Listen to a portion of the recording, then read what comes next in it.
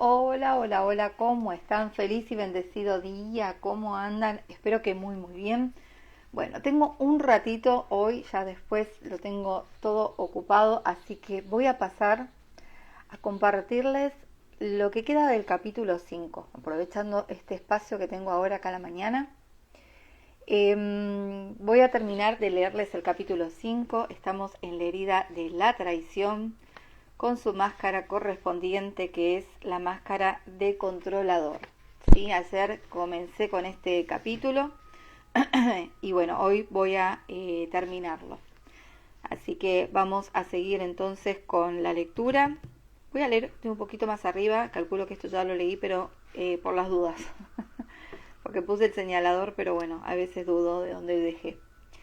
Dice, como mi esposo y yo comemos con frecuencia en restaurantes cuando viajamos, me ha resultado muy útil conocer los diferentes tipos de heridas, ya que esto me ayuda a saber en qué forma debo tratar a los camareros.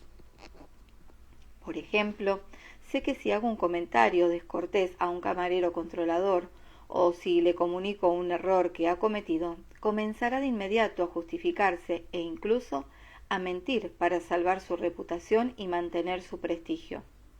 Si mi trato es controlador, no obtendré lo que deseo, ya que debe sentir que el control proviene de él y no de alguien que se lo ha impuesto. He visto en algunos casos que el camarero me hace esperar a propósito para mostrarme que él es quien tiene la última palabra. Cuando alguien intenta convencer al controlador de una idea nueva, es muy fácil que su reacción sea de escepticismo. Lo más difícil para él es que le pillen por sorpresa sin haber tenido tiempo para prepararse. Al no estar preparado, corre el riesgo de no tener el control y, en consecuencia, de ser controlado. Como el efecto de sorprenderse es una emoción difícil para el controlador, su primera reacción será la de alejarse y permanecer en estado de alerta, pues debe estar preparado para toda eventualidad y prefiere pensar de antemano todas las posibilidades para estar listo. No se percata de cuántas veces él mismo ha cambiado de idea y ha sorprendido a quienes le rodean por los cambios de última hora. Cuando es él quien decide, se otorga el derecho de cambiar de opinión fácilmente. Una señora que tenía la herida de traición me contaba que cuando era pequeña intentaba siempre adivinar de antemano la reacción de su padre, lo cual le resultaba bastante difícil. Cuando esperaba que su padre le pegara porque había hecho alguna travesura, no lo hacía. Cuando esperaba su felicitación por las buenas notas en la escuela, le pegaba sin ella saber el motivo. Por ejemplo, este ejemplo ilustra claramente el hecho de que era su herida de traición la que atraía este tipo de actitud, así como de que era también la herida de traición de su padre la que le hacía adoptar este comportamiento con su hija. Parecía que el padre obtuviera un placer maligno al sorprenderla, al no responder a las expectativas que parecía conocer por anticipado. Esto se explica por la fusión que se da entre un padre y su hija o una madre y su hija con este tipo de herida. Todo comportamiento imprevisible por parte del progenitor suele provocar un sentimiento de traición en el niño de tipo controlador. El controlador también es rápido para considerar hipocresías a los demás debido a su gran desconfianza. Sin embargo, debido a su comportamiento manipulador con frecuencia, se diría que él es el hipócrita. Por ejemplo, cuando las cosas no marchan como quiere, monta en cólera y habla a espaldas de la persona correspondiente sin percatarse de que en ese momento es él el hipócrita. Al controlador le aterroriza que le mientan. Dirá, prefiero que me abofeten a que me mientan. Sin embargo, él mismo miente con frecuencia, aunque para él lo que dice no son mentiras. Encuentra buenos motivos para deformar la verdad. Sus mentiras, que por lo general son sutiles, son necesarias, según él, para alcanzar sus fines o justificarse. Por ejemplo, mencioné antes que adivina fácilmente las expectativas de los demás y que suele decir lo que quieren escuchar. Por desgracia, no siempre puede cumplir con su palabra. Entonces, encuentra todo tipo de buenas excusas, incluso la de decir que no recuerda haberse comprometido, lo que los demás interpretan como una mentira y viven como una traición. Por su parte, el controlador no ve nada de esto como una mentira. Puede calificar este tipo de comportamiento como una expresión de límites, por ejemplo. Paradójicamente, le es muy difícil que alguien no le crea. Si alguien no confía en él, piensa que le han traicionado. Para evitar este sentimiento doloroso de traición, hace todo lo posible para que los demás depositen su confianza en él. En mis talleres muchas mujeres se quejan de que sus maridos suelen manipularlas y controlarlas con mentiras. Después de analizarlo con mayor profundidad, pude constatar que la mayoría de estos hombres eran controladores. No digo que todos los controladores mientan, pero esta conducta parece estar presente con mayor frecuencia entre ellos. Si te reconoces en esta herida, te sugiero reiteradamente que estés muy atento, ya que en la mayor parte de los casos, el que miente no cree que sus mentiras sean realmente eso, o peor aún, ni siquiera se da cuenta de que miente. Podrías incluso preguntar a quienes te conocen bien si tienen la impresión o si perciben que mientes. El controlador tampoco puede tolerar a las personas que hacen trampas, aunque él mismo lo hace. Cuando juega a las cartas, por ejemplo, dice que hace trampas a modo de broma o para saber si los demás se dan cuenta. Si hace trampa, es su declaración de impuestos. Si hace trampa en su declaración de impuestos, dirá que todo el mundo lo hace.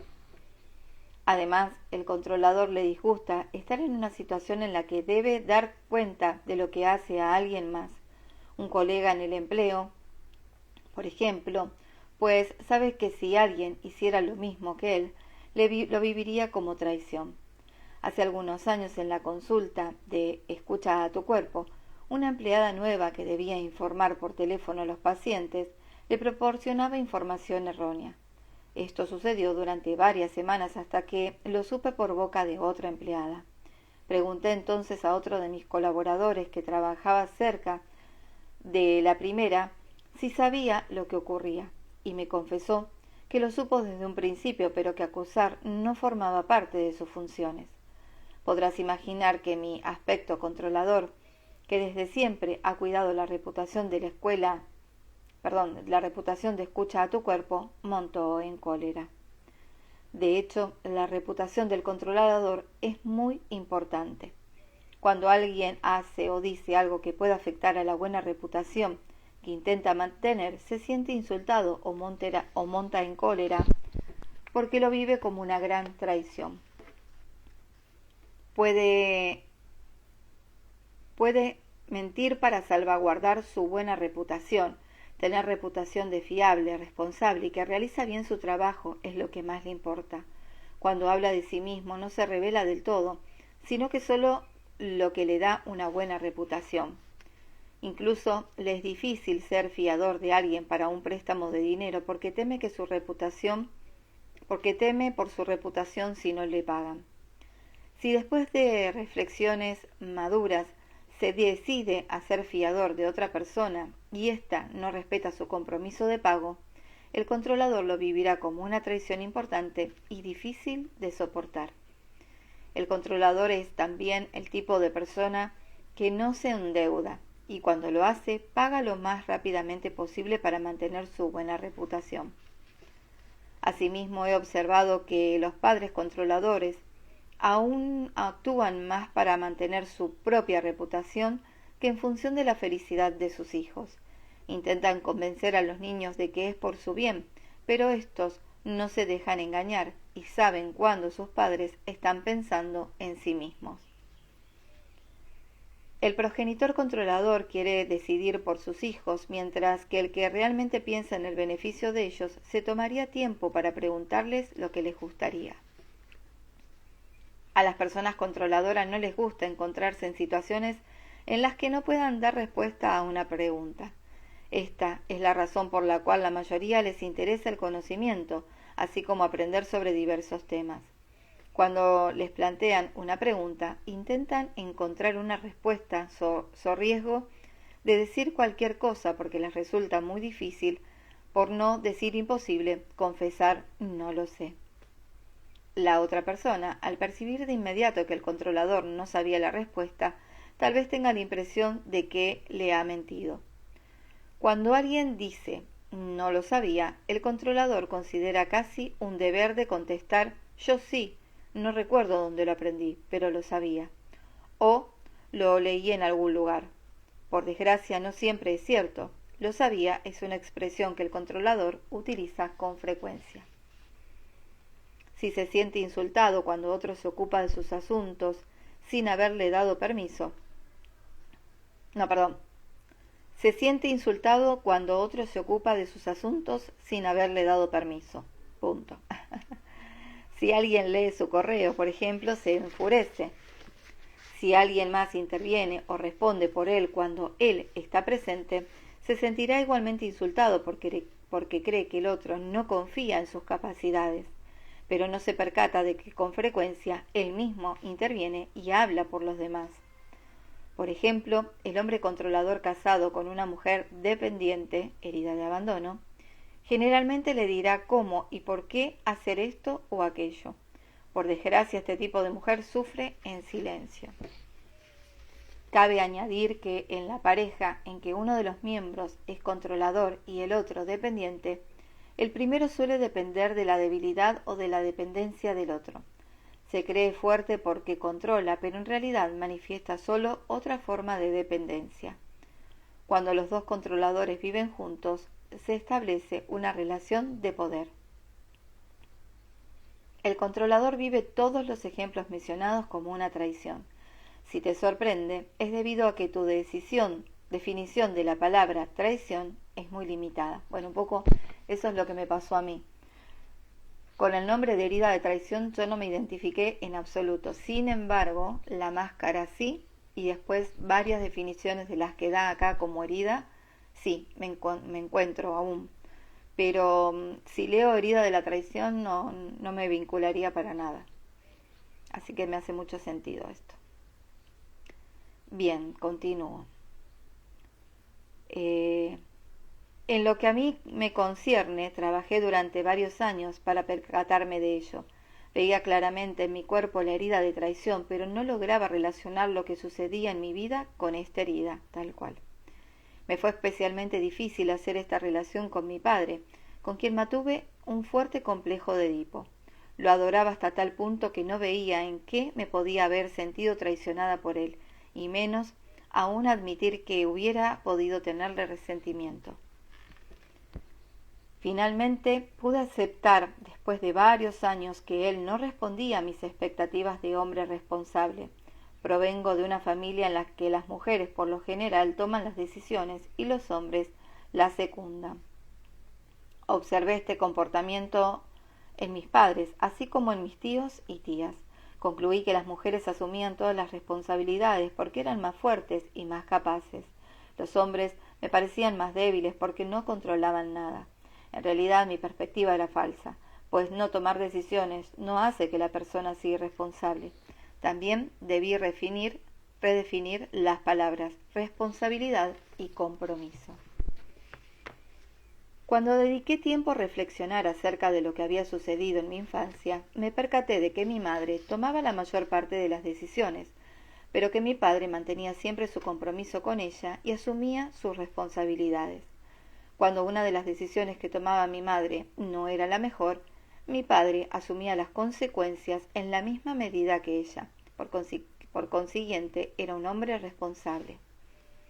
Para poder comprender la noción de responsabilidad, fui atraída a una primera pareja y 2 hijos que yo consideraba irresponsables y que intenté controlar durante mucho tiempo antes de darme cuenta de que tenía esta opinión general de todos los hombres. Esta es la razón por la que me encontraba a la defensiva con el sexo opuesto, como todo controlador. Para ayudarme a sanar mi herida de traición, fui atraída a una segunda pareja que también tenía la herida de la traición. Gracias a él logré avanzar en la vida cotidiana y en consecuencia que esta herida disminuyera. Pude ver una diferencia enorme entre mi actitud con él y el que tenía con mi primer esposo. El controlador también le teme a los compromisos, lo que proviene de un miedo aún más profundo, el miedo a la ruptura de un compromiso. Él cree que no puede cumplir con su palabra y deshacerse un compromiso es sinónimo de traición, y por tanto se siente obligado a cumplir con lo que ha prometido, mientras que si asume demasiados compromisos se sentirá aprisionado. Antes de tener que deshacer el compromiso prefiere no comprometerse. Conozco a alguien que siempre exige que sean los demás quienes se comprometan a llamarle por teléfono. Además, debe saber qué día y a qué hora lo harán. Si olvidan llamarle, entonces él llama a la persona que prometió hacerlo para decirle lo que piensa. No se da cuenta de que exige mucho de los demás, en tanto que para él mismo es difícil comprometerse o sencillamente no se compromete nunca de este modo. Al observarlo me percaté de la cantidad de energía que requiere para controlar todo así. Esta actitud no hace más que ayudarle a alimentar su herida de traición. Muchas personas que tienen la herida de traición han sufrido porque el progenitor del sexo opuesto no cumplía sus compromisos según sus expectativas infantiles de un progenitor ideal. Recuerdo, entre otros, a un hombre que debe tener ahora más de 60 años y que vivía solo con su madre cuando era pequeño. La madre salía con muchos hombres que no vacilaban en gastar dinero en ella. Cuando este hombre tenía 15 años, la madre decidió marcharse con uno de ellos, quien estaba dispuesto a gastar una fortuna en ella. Incluso internó a su hijo en un colegio, lo que le provocó en el joven un profundo sentimiento de abandono y sobre todo de traición. Al llegar a la edad adulta, la manera en que este hombre conquistaba a las mujeres era gastando dinero en ellas, sin comprometerse realmente en ninguna relación, pues pensaba que de esta forma se vengaría de su madre, aunque en realidad debía sanar la misma herida que tenían aquellos hombres que seducían a su madre con dinero. Es muy común escuchar a quienes acuden a mis talleres relatar que cuando se embarazaban de un hombre que temía comprometerse, éste insistía una y otra vez en que abortaran. Este tipo de incidente en quienes tienen la herida de la traición añade otra capa más a su herida. Les resulta muy difícil aceptar la idea de que el otro se niegue a asumir la responsabilidad del niño que quieren hacer. Mencioné antes que el controlador no confía fácilmente. Sin embargo, tendrá más confianza si no hay interés sexual de por medio. Es muy seductor, pero cuanto más profunda sea la herida, más preferiría que los del sexo opuesto sean amigos más que amantes. Se siente más en confianza como amigo y utiliza la seducción para manipular a los otros, lo que por lo general le da buenos resultados. Es especialista en encontrar cualquier medio para seducir. El controlador será, por ejemplo, el preferido de su suegra, ya que la habrá seducido con sus bellas palabras. Sin embargo, está alerta en presencia de otro seductor. Sabe de inmediato cuando alguien intenta seducirlo y no lo impide. Cuando hablo de seducir, no me refiero necesariamente a la seducción sexual, ya que el controlador utiliza la seducción en todos los ámbitos de su vida. El mayor temor del controlador es la disociación en todas sus formas. Para este tipo de persona es sumamente difícil separarse de su pareja, lo que ve como una disociación y representa una derrota inmensa. Si la decisión de la separación proviene de él mismo, temerá traicionar al otro y se acusará a sí mismo de traidor. Si proviene del otro, se acusará a sí mismo de traicionado. Por otra parte, la separación le recuerda que no tuvo control sobre la relación. Sin embargo, parece que los controladores son los que más se separan y viven en rupturas. Si temen comprometerse es porque también temen la separación. Este temor les induce a atraer relaciones amorosas en las que el otro no tiene intención de comprometerse. Esta es una buena forma para percatarse de que son ellos mismos quienes no desean comprometerse. Ay, eso estuve pensando el otro día. Cuando dos controladores viven juntos y la relación no marcha bien, aplazan constantemente el momento de confesarse que lo mejor sería separarse. Cuando vive en pareja es todo uno o todo el otro, porque se siente fusionado, como si formara parte del otro o porque se siente disociado, sobre todo cuando el otro lo reconoce poco. Para el controlador, estar disociado significa sentirse separado o apartado del otro. De hecho, utiliza a menudo la palabra separado en su vocabulario. Dirá, por ejemplo, me siento separado de mi cuerpo. Una señora me relató en una ocasión que tan pronto surgía un malentendido con su esposo, se sentía cortada en dos, desesperada ante el temor de una separación. En las situaciones de este tipo perdía completamente la confianza en sí misma. Esta señora también sufría la herida del abandono, lo cual duplicaba su temor a la separación. De acuerdo con mis observaciones, la herida de abandono en la mayoría de los controladores se desarrolló antes de la traición. Los que deciden desde muy pequeños no ver o no aceptar su lado dependiente, su herida de abandono, desarrollan la fuerza necesaria para ocultar su herida de abandono y en ese momento comienzan a crear una máscara de controlador. Si se mira bien a esta persona, se verá la máscara de dependiente en sus ojos tristes o caídos, en su boca caída o en algunas partes del cuerpo, encorvadas o que carecen de tono muscular. Es fácil imaginar al niño pequeño que al sentirse abandonado o no recibir suficiente atención, decide por cualquier medio seducir a su progenitor del sexo opuesto con la intención de atraer su atención y sentir su apoyo. El niño se convence de que es tan amable y adorable para su progenitor que no tendrá más opción que ocuparse de él de manera especial. Cuanto más intenta controlar a su progenitor con esta actitud, más expectativa se crea. Cuando nada sucede, cuando sus expectativas no se satisfacen, comienza a vivir la traición. Entonces se vuelve cada vez más controlador y se sumerge en su caparazón, creyendo que así no volverá a sufrir traición ni abandono. La parte controladora alimenta al dependiente a querer ser independiente. En algunas personas la herida de abandono predomina sobre la traición, mientras que en otras ocurre lo contrario y la máscara de controlador es la que sobresale. El hombre que desarrolla sus músculos gracias a la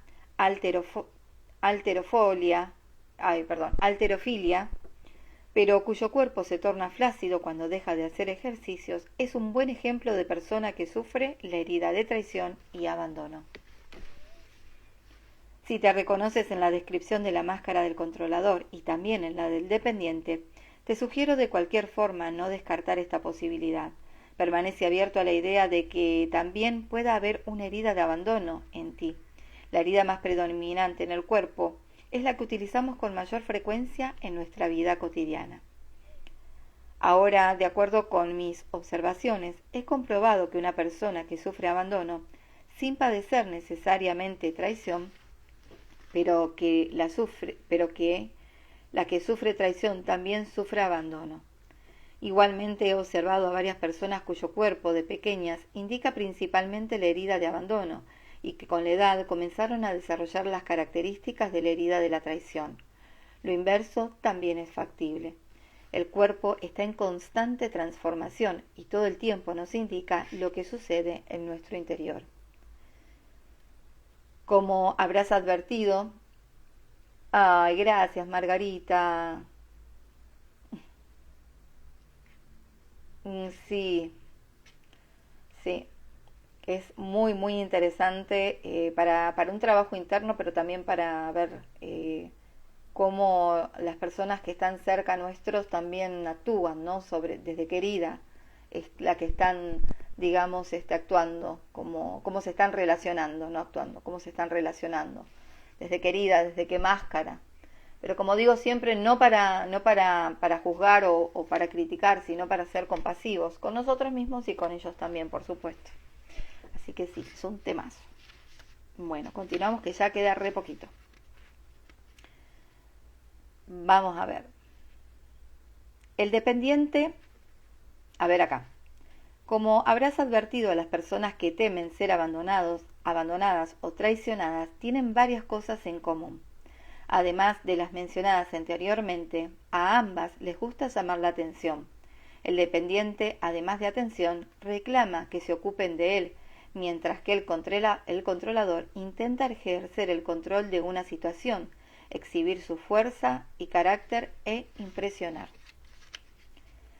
Con frecuencia vemos el tipo de dependiente en los actores y cantantes, mientras que es más común encontrar el tipo de controlador entre los comediantes y los humoristas, quienes hacen reír a los demás. Ambos tipos de caracteres disfrutan siendo estrellas, pero por motivos diferentes. El controlador suele tener la reputación de una persona que ocupa mucho lugar. Por lo general le gusta que su pareja ocupe más lugar que él. Le disgusta que su pareja ocupe mucho más lugar que él.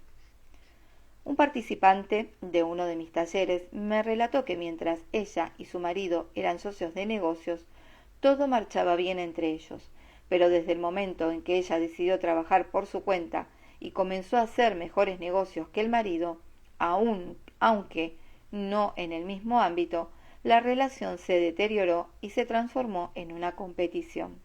El hombre se sintió traicionado y la mujer se condenaba a sí misma de haberlo abandonado.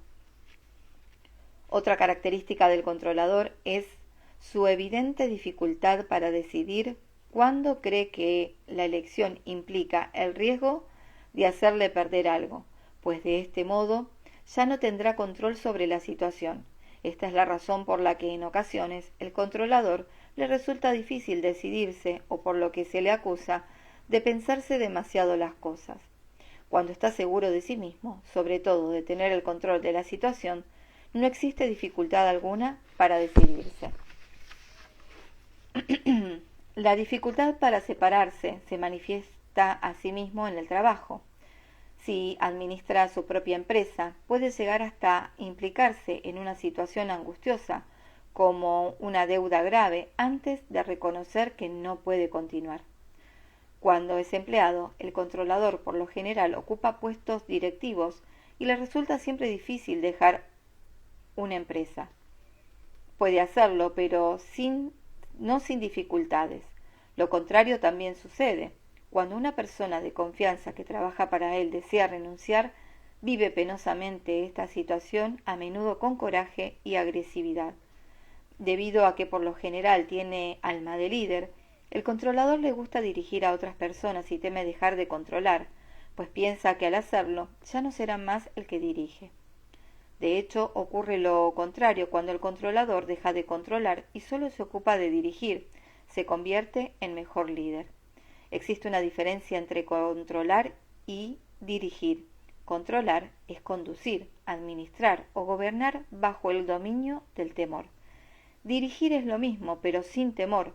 Es proporcionar un sentido de dirección sin que se desee necesariamente que las cosas se hagan a nuestra manera. Se puede ser jefe y a la vez seguir aprendiendo de nuestros subordinados.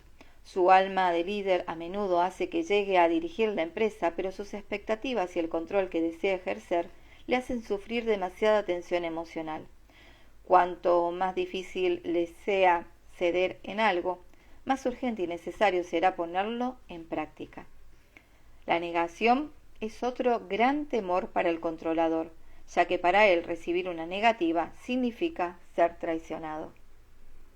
Sin embargo, no se da cuenta del número de veces en que niega a los demás y los elimina de su vida. Por ejemplo, no da otra oportunidad a quienes han perdido su confianza y con frecuencia no querrá ni siquiera dirigirles la palabra. Cuando monta en cólera y sobre todo, si las cosas no marchan de acuerdo a sus expectativas, fácilmente puede dar la espalda a alguien en plena conversación o dejarlo hablando solo en una llamada telefónica. He mencionado que tiene dificultades con la pereza, la mentira y la hipocresía. juzga o rechaza a todas las personas que se comportan así. Esta actitud suele manifestarse seguida de una separación. ¿Cuántas veces he escuchado a personas controladoras decir, ya no quiero saber nada de... No se percata de que con esa actitud niegan a los demás. Como el controlador es seductor, su vida sexual por lo general no suele ser satisfactoria más que en respuesta a la seducción. Es esta la razón por la que el controlador le gusta enamorarse, es decir, el aspecto apasionado de una relación. Cuando la pasión comienza a extinguirse, busca un medio para que la idea de finalizar la relación provenga del otro y así no se le acusará de traición. La mujer controladora con frecuencia tiene la impresión de que los demás hombres le engañan y por consiguiente se encuentra a la defensiva. Le gusta hacer el amor sobre todo cuando es su idea, cuando ella ha decidido dejarse seducir o porque ella desea seducir a su pareja. El hombre controlador prefiere hacerlo cuando la idea es de él.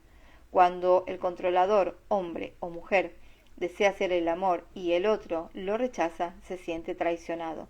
No puede comprender por qué el otro, pese a que lo ama, no desea fusionarse con él y hacer el amor. Los problemas sexuales se derivan sobre todo de que el controlador tiene una función con el progenitor del sexo opuesto, y su complejo de Edipo no se ha resuelto aún. El progenitor del sexo opuesto está tan idealizado que ninguna pareja puede llegar a responder a sus expectativas. Pese a sus problemas sexuales, he observado que quienes sufren la traición son los que más desean tener un amante. No advierten hasta qué grado alimentan su herida de traición al tener este deseo, sea de pensamiento o de hecho. Por lo general existe un bloqueo en el aspecto sexual.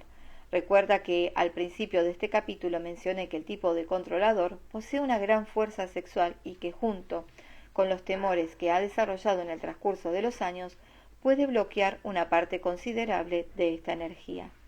Puede verse que la energía está bloqueada físicamente cuando la región de la pelvis es abultada.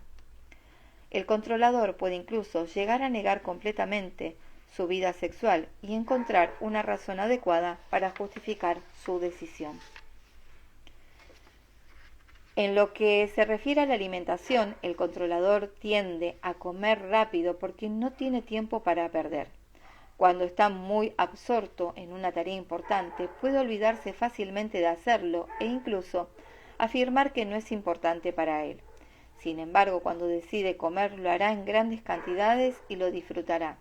En ocasiones incluso perderá el control y comerá más de lo que su cuerpo requiere. De los 5 tipos de caracteres, es el que adereza y sala sus alimentos.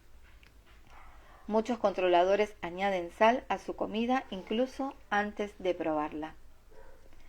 Las enfermedades más comunes en el controlador son agorafobia, que se debe a su aspecto funcional, al igual que sucede con el dependiente. Sin embargo, la agorafobia en el controlador es más notable por el temor a la locura, mientras que en el que porta la máscara del dependiente ocurre más por temor a la muerte. Cabe destacar que los médicos suelen diagnosticar la agorafobia como espamofilia. La espamofilia, también llamada tetania, se caracteriza por la aparición repentina de espasmos y contracciones musculares que causan gran angustia en las personas que la padecen. En la página 57 se encuentra la definición de agorafobia, que ya la leímos. Enfermedades de control o flexibilidad, como las relacionadas con las articulaciones, principalmente las rodillas, totalmente. Es el más propenso a enfermedades de pérdida de control de determinadas partes del cuerpo como hemorragias, impotencia sexual, diarrea. Si se encuentra en una situación de impotencia total, puede ser afectado por parálisis. Frecuentemente tiene problemas con el sistema digestivo, sobre todo con el hígado y el estómago. También tiene más tendencia a otras enfermedades que terminan en itis. En el libro Obedece a tu cuerpo, ámate, explico con detalle que estas enfermedades la padecen principalmente personas que a causa de sus numerosas expectativas padecen de impotencia, cólera y frustración. A menudo sucede que el controlador sufre los llamados fuegos bucales o herpes bucal, afección que se manifiesta cuando acusa, consciente o inconscientemente, al sexo opuesto de ser repugnante. También es un medio de control para no tener que besar. Siempre tan inteligente el cuerpo. Los males y las enfermedades que se mencionan también se manifiestan en el caso de las demás heridas, pero parecen ser más comunes en las personas que sufren traición. Es importante que te percates de que el progenitor del sexo opuesto con el que vives esta herida probablemente vivió y vive aún la misma herida que tú con su propio progenitor del sexo opuesto. Nada te impide preguntárselo. Hablar con nuestros padres sobre lo que experimentaron con sus propios padres cuando eran pequeños suele ser una experiencia muy enriquecedora. Bueno, si todavía tienen la posibilidad de hacerlo, yo lo haría. Recuerda que la causa principal de una herida se deriva de nuestra incapacidad de perdonar lo que nos hacemos a nosotros mismos o lo que hacemos sufrir a otros. No es difícil perdonarnos, ya que por lo general no tenemos conciencia de lo que nos reprochamos. Ahora van a mí.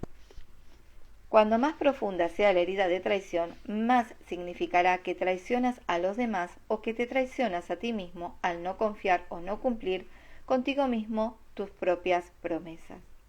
Reprochamos a los demás lo que nos hacemos a nosotros mismos y no queremos ver. Esta es la razón por la que atraemos a nuestro alrededor a personas que nos demuestran lo que hacemos a otros o lo que nos hacemos a nosotros mismos. El famoso espejito. La vergüenza es otro recurso para adquirir conciencia de que nos traicionamos a nosotros mismos o a otra persona.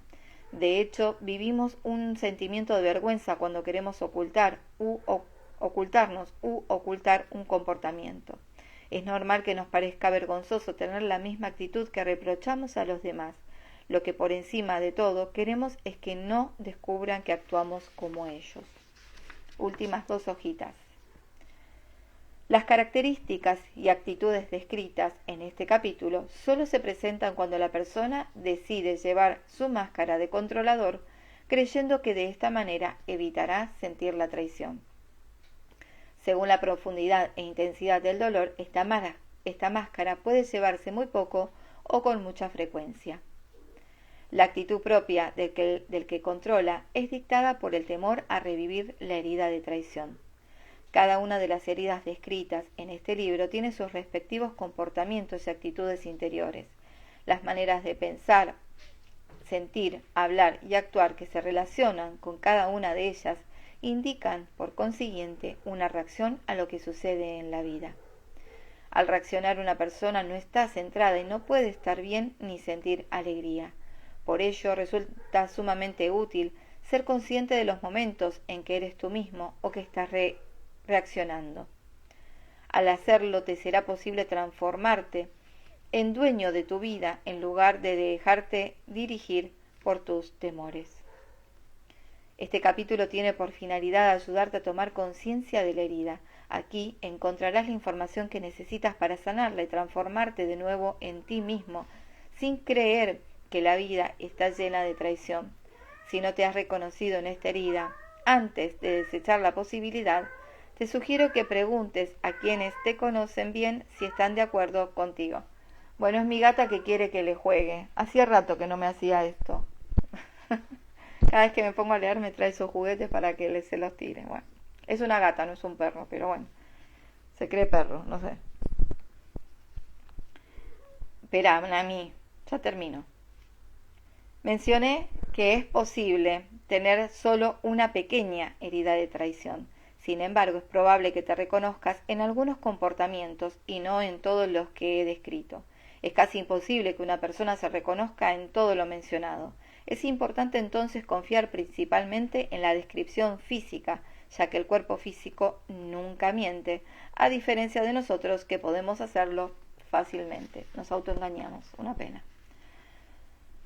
Si identificas esta herida en otras personas que conoces, no intentes cambiarlas. Utiliza lo que aprendas aquí para ser más compasivo con ellas y para comprender mejor las actitudes ante las que reaccionan. Es preferible que ellos mismos lean el libro si demuestran interés en hacerlo, a que trates de explicarles el contenido con tus palabras. Cometí el error de intentar hacerlo. Cuando descubrí este libro, pero bueno, no había leído esta parte. Vamos con el cuadrito final y ya terminamos. Características de la herida de traición. Surgimiento de la herida entre los 2 y los 4 años de vida. Pérdida de confianza o expectativas no satisfechas en conexión con el amor. Amor sexual, manipulación. Máscara controladora. Progenitor del sexo contrario. Cuerpo. Muestra fuerza y poder. En el varón, los hombres son más anchos que las caderas. En la mujer, las caderas son más amplias y fuertes que los hombros, pecho y o vientre abombados. Ojos, mirada intensa y seductora, ojos que ven todo rápidamente. Vocabulario, disociado, separado. ¿Me entiendes? Soy capaz, deja que lo hago solo, lo sabía. Confía en mí, no confío. Carácter, se cree muy responsable y fuerte. Intenta ser especial e importante. No cumple sus compromisos y sus promesas o para cumplirlos tiene que esforzarse. Miente fácilmente, manipulador, seductor. Tiene muchas expectativas. Estado de ánimo dispar. Está convencido de que siempre tiene la razón. Intenta convencer a los demás de ello. Impaciente, intolerante. Comprende y actúa rápidamente. Actúa como si fuera un actor para destacar. Comediante. Difícilmente confía en otros. No muestra su vulnerabilidad. Escéptico. Temor a deshacer compromisos. Mayor temor. La disociación. La separación. La negación. Chava, Nami, espérame un segundo. Vení. Alimentación. Buen apetito. Come rápido. Añade sal y especias a las comidas. Puede controlarse cuando está ocupado, pero en otras ocasiones lo pierde. Enfermedades posibles, enfermedades de control, de pérdida de control, agorafobia, espasmofilia, sistema digestivo, males que terminan en itis. Saben que todo lo que termina en itis es ira reprimida. Y herpes bucal. Bueno, seres bonitos, ahora sí, completo el capítulo 5, herida de traición. Máscara, controlador. Acá les vuelvo a mostrar el grafiquito que nos regala la autora con respecto a la contextura física. En hombres se puede ver quizás más hombros más anchos que cadera, y en las mujeres las caderas más anchas que los hombros. Pero bueno, recuerden que el cuerpo físico es el que no nos deja mentir. Así que nada, dense la chance de leer el libro, si se lo pueden comprar, más allá de escuchar, se puede hacer un trabajo. Miren, yo lo tengo todo, no sé si se ve, todo subrayado, escrito, con llamadas de atención, bueno. Y esta es la 4ª vez que lo leo, en menos de 2 meses. Es para darle, porque hay veces que, como decía acá, ¿no? Nos mentimos, nos auto boicoteamos, decimos que no, y sin embargo, hasta que no hagamos consciente lo inconsciente, vamos a seguir repitiendo, vamos a seguir atrayendo esas relaciones o esas circunstancias que vienen justamente para que podamos verlas y sanarlas, y bueno, y resolverlas, como me gusta decir, resignificarlas. Así que gracias a todos los que estuvieron ahora, los que lo van a ver después. Muchísimas gracias, Margarita, que estuviste casi desde principio a final, o no sé si estuviste de principio a final. Gracias, hermosa, por estar ahí. Ojalá que te sirva. Recuerde que pueden compartir. No seamos egoístas, compartamos, porque nunca, como digo siempre, nunca sabemos a quién podemos ayudar con este tipo de información. Además está decirles y recordarles que en mi canal de YouTube está la playlist con más de 50 libros leídos ya de todo tipo. Pero bueno, tienen ahí lectura en vivo y en directo, a veces con emocionalidad, cuando bueno, así el libro me traza las emociones y me dan ganas de llorar, lloro. Pero bueno, me gusta eso, ¿no? Que sea una lectura humana, no robótica, porque hay muchos audiolibros, tienen de todo, pero bueno, a mí me gusta más la voz humana y sobre todo me cautivó cuando escuché hace un par de años, ay, no me acuerdo si era, que yo después lo leí, el libro Ana, la abuela de Jesús, una creo, no sé si era mexicana, para mí sí, porque me encanta, la voz mexicana y española me encanta. Pero tras la música que había puesto y la voz de la chica, la emocionalidad, porque ella también se ponía, o sea, es como que aluciné, yo dije, me encanta, eso es lo que quiero, no una voz robotizada, porque está bueno, ¿no? Los audiolibros para cuando uno no tiene tiempo o quiere, digamos, escuchar algo mientras está haciendo alguna otra actividad y demás, pero bueno, nada, a mí me gusta así, por eso lo comparto así. Me encanta leer, soy una apasionada de la lectura y me encanta compartir. Así que acá fusioné las dos cosas y es lo que les entrego con mucho amor y cariño. Así que gracias, gracias, gracias. Feliz y bendecido día, feliz presente.